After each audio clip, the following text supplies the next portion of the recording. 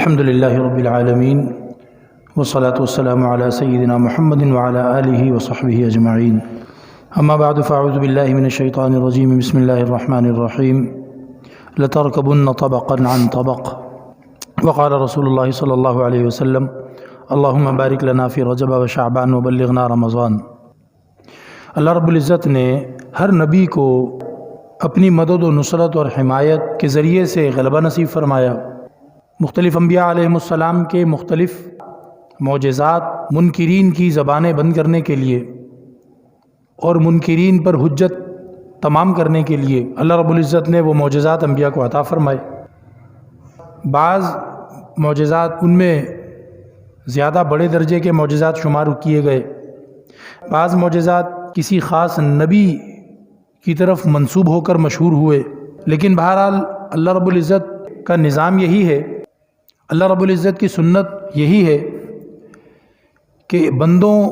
کو صحیح اور غلط کی پہچان کرا چھوڑنے میں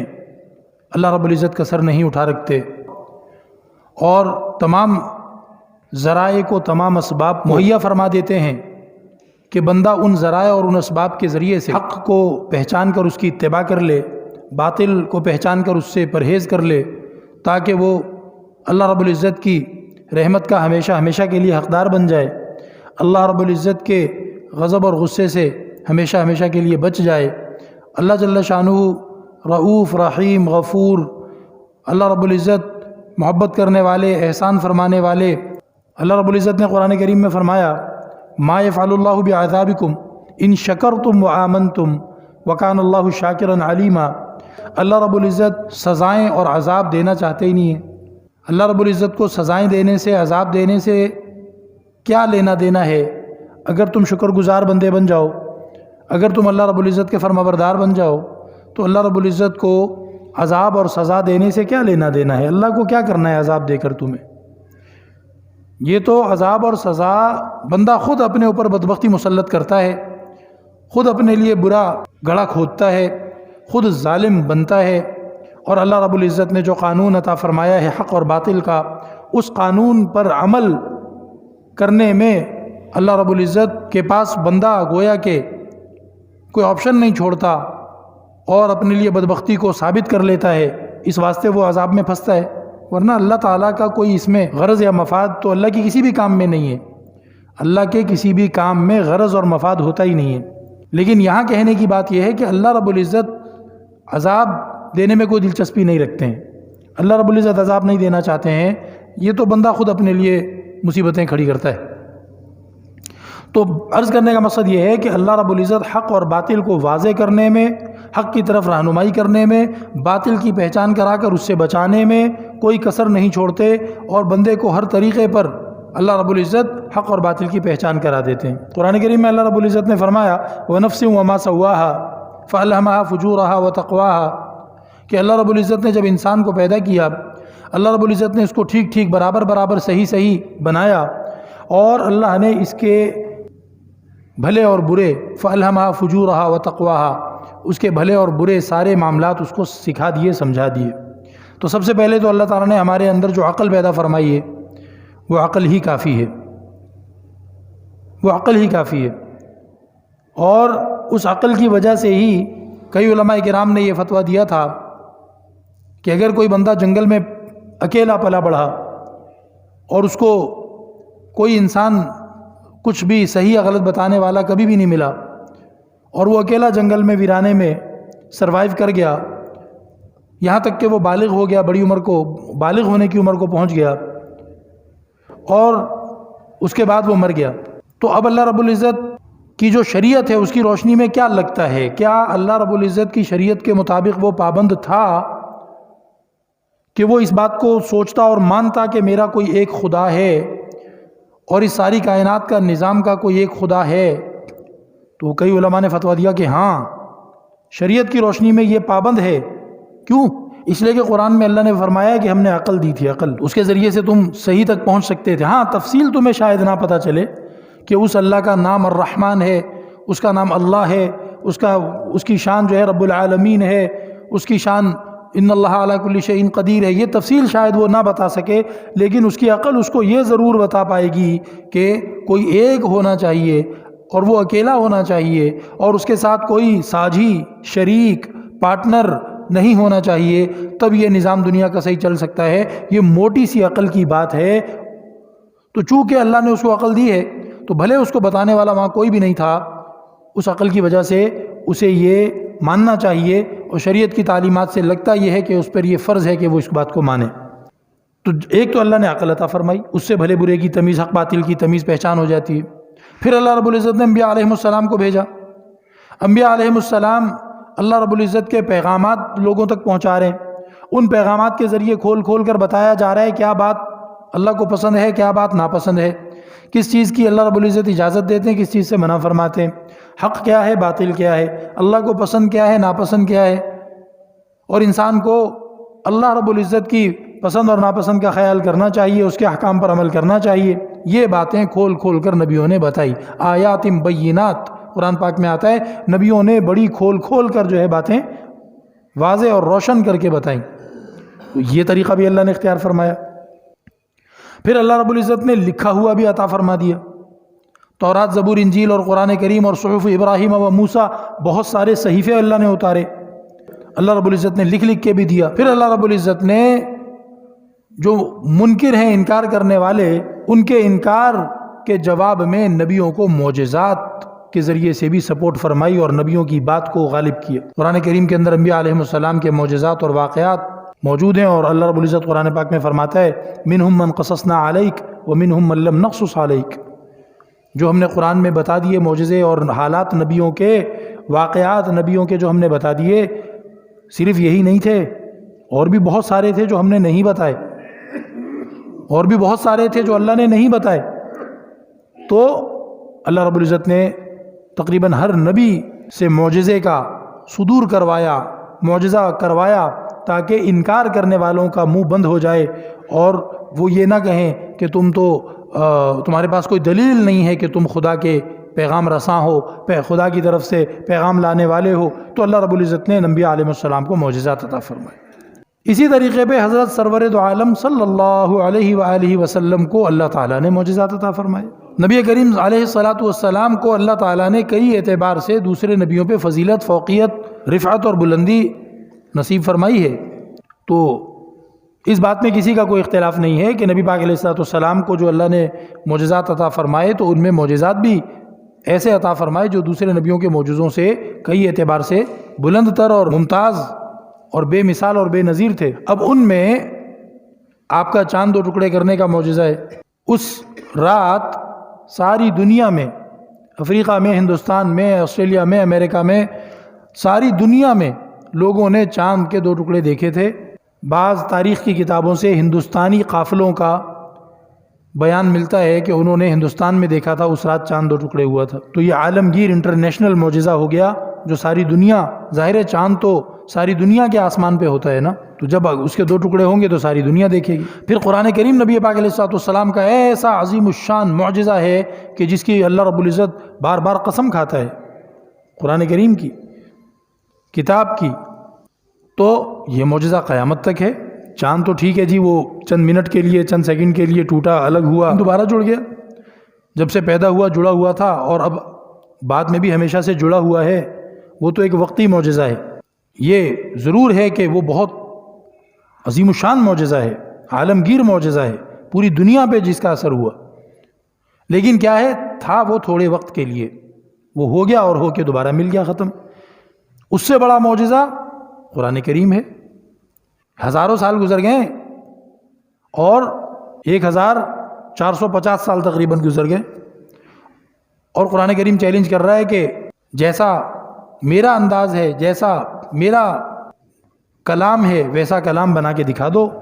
عرب، عجم، جن، انسان، شیطان، سب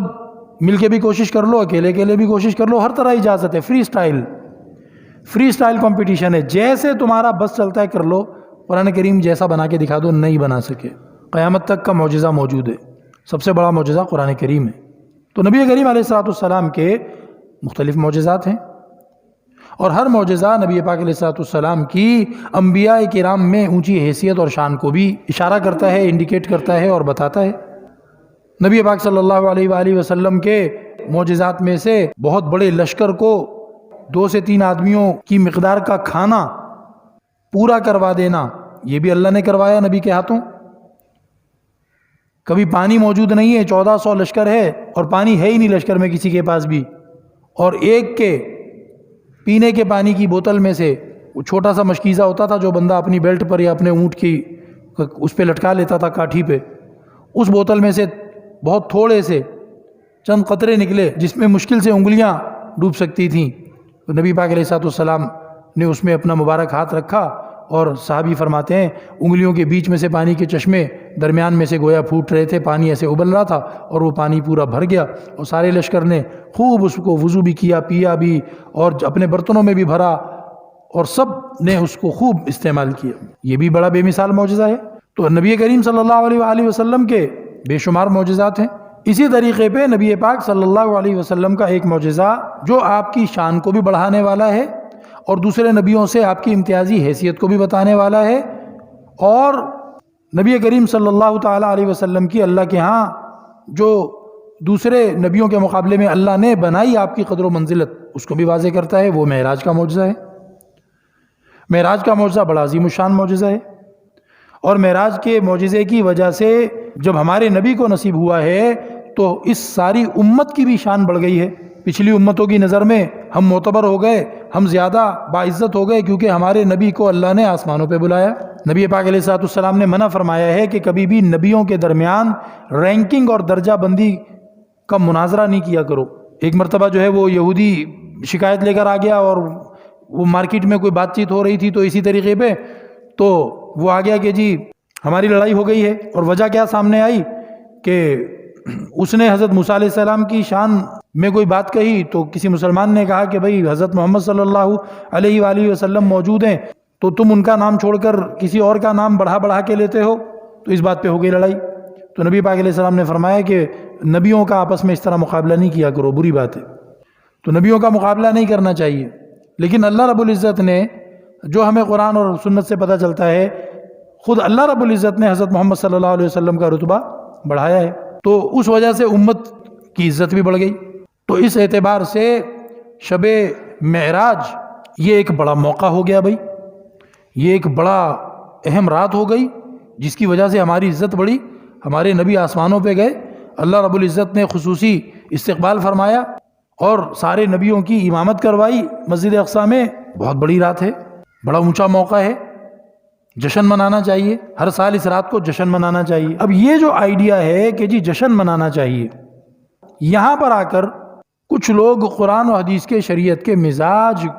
کو سمجھنے میں غلطی کر جاتے ہیں۔ صحابہ کرام سے زیادہ شریعت کا مزاج، نبی پاک علیہ السلام کا مزاج، نبی کریم صلی اللہ علیہ وسلم کے رجحانات، آپ کیا کرنا چاہتے تھے کیا نہیں کرنا چاہتے تھے، صحابہ سے زیادہ کوئی نہیں جانتا، اہل بیت سے زیادہ کوئی نہیں جانتا۔ اب دو ہی باتیں ہیں، صحابہ نے اور اہل بیت نے اگر شب معراج کا جشن نہیں منایا ہے، قمقمے، بتیاں، چراغ نہیں جلائے ہیں، اور جو نیلے پیلے لال رنگ برنگے کھانے باندھے گئے ہیں، مقرر کیے گئے ہیں کہ اس تاریخ کو یہ پکنا چاہیے، اگر صحابہ کرام نے نہیں کیا ہے اور اہل بیت نے نہیں کیا ہے، تو دو ہی باتیں ہو سکتی ہیں۔ نمبر ایک، ان کو خوشی نہیں تھی، ان کو اس بات کی خوشی نہیں تھی، حالانکہ ہونی چاہیے، دین کا کام ہے، دین کا معاملہ ہے، نبی کو عزت مل رہی ہے، نبی آسمانوں پہ جا رہے ہیں، تو صحابہ کو اہل بیت کو یا تو نعوذ باللہ خوشی نہیں تھی۔ تو اگر دین کے کسی معاملے میں کسی بندے کو سرشاری نہ ہو، کوئی بندہ ایکسائٹڈ ہو کر اس دین کے کام میں آگے نہ آئے، تو مطلب یہ ہوا کہ وہ دین میں سست ہے۔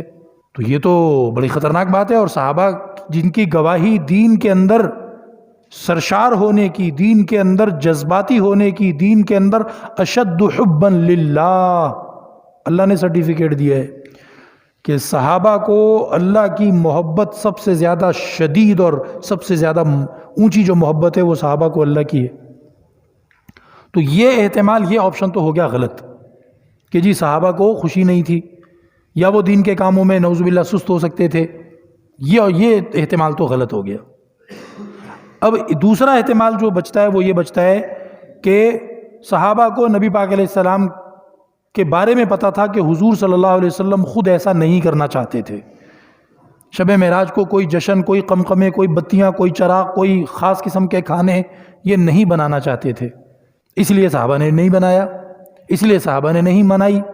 نہ وہ چیزیں پکائیں، نہ وہ انداز اختیار کیے جو انداز لوگ شب معراج کی خوشی دکھانے کے لیے اختیار کر رہے ہیں آج کل. تو اگر صحابہ نے نہیں کیے تو یا تو اس لیے نہیں کیے کہ ان کو شوق ہی نہیں تھا دین کے کاموں میں، اسلام کے کاموں میں خوشی کرنے کا، ان کو خوشی نعوذ باللہ ہوتی نہیں ہوگی. نہیں، یہ بات تو ہو گئی غلط. یہ تو قرآن نے بتایا ہے کہ ان کو سب سے زیادہ محبت، سب سے زیادہ خوشی، سب سے زیادہ جذبہ اور جذباتی وابستگی ان کی ہے ہی اللہ سے اور اللہ کے رسول سے.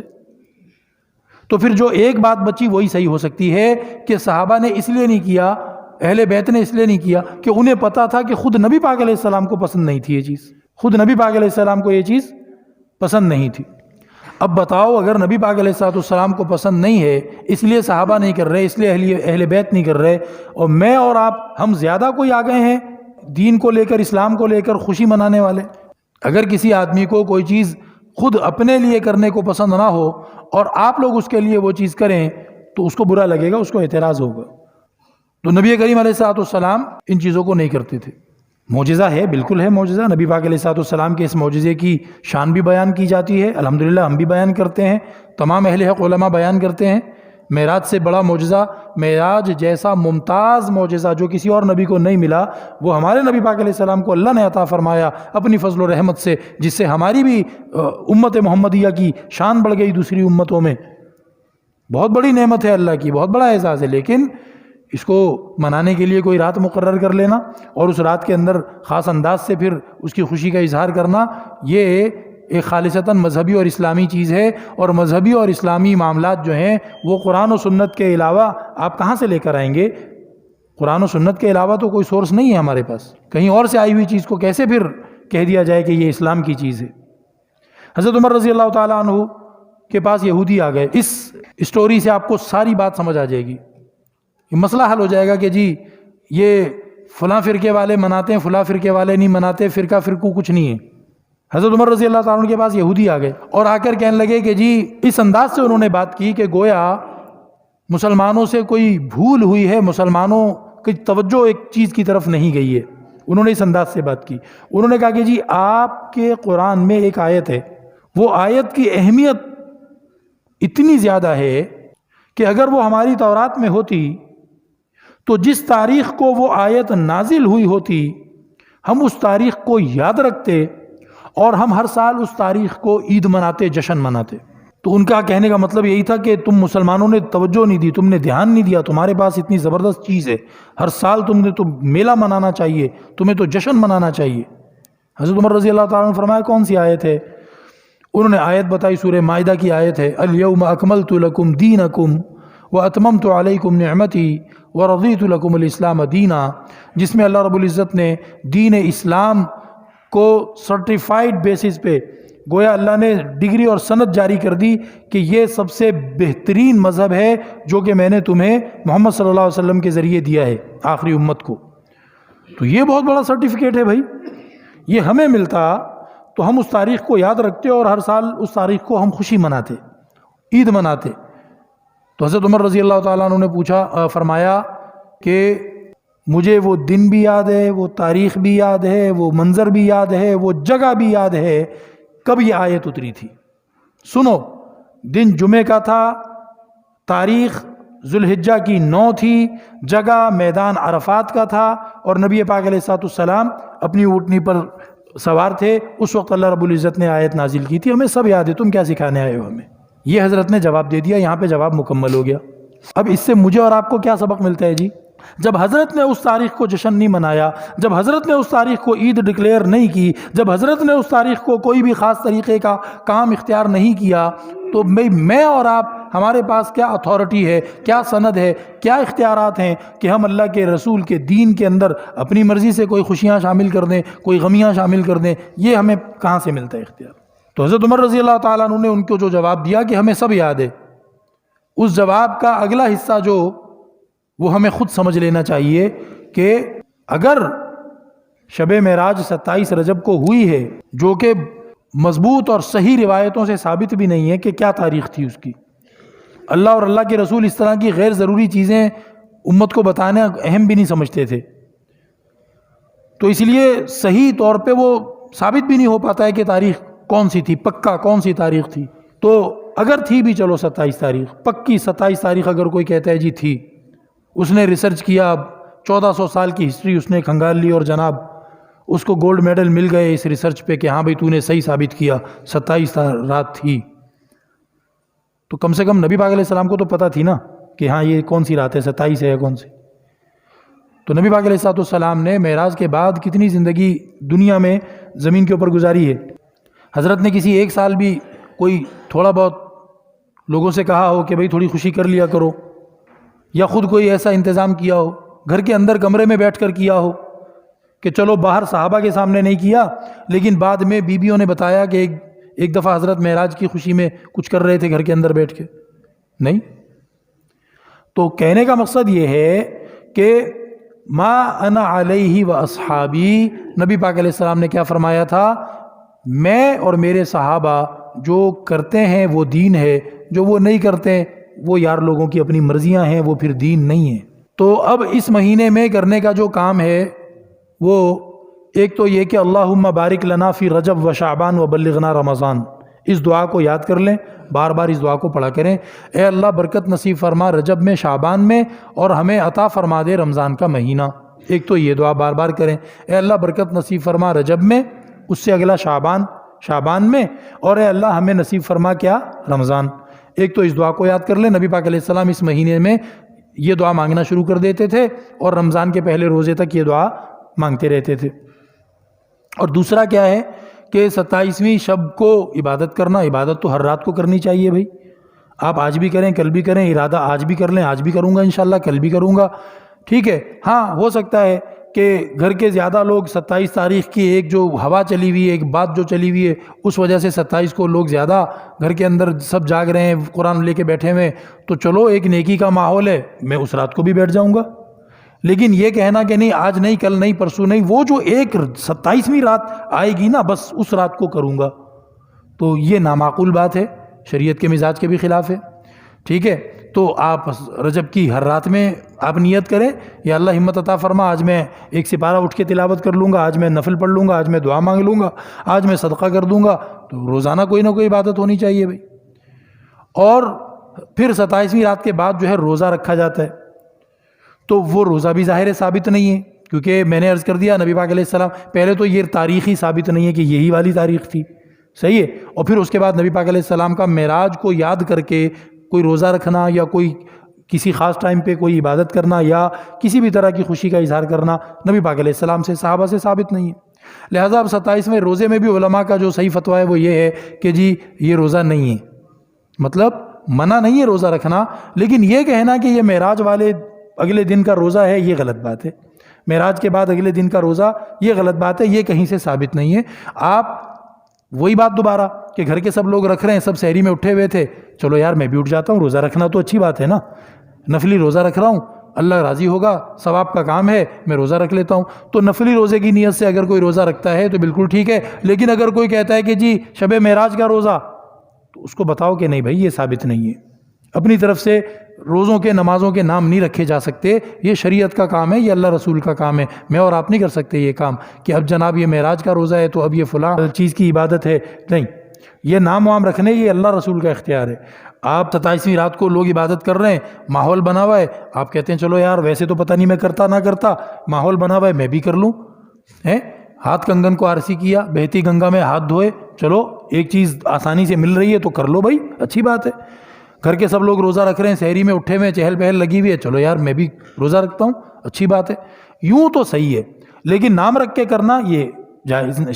ثابت نہیں ہے، لہٰذا یہ بدعت کی طرف چلا جاتا ہے۔ اللہ رب العزت ہمیں دین کے احکام پر صحیح عمل کرنے کی توفیق عطا فرمائے۔ وآخر دعوانا الحمدللہ رب العالمین۔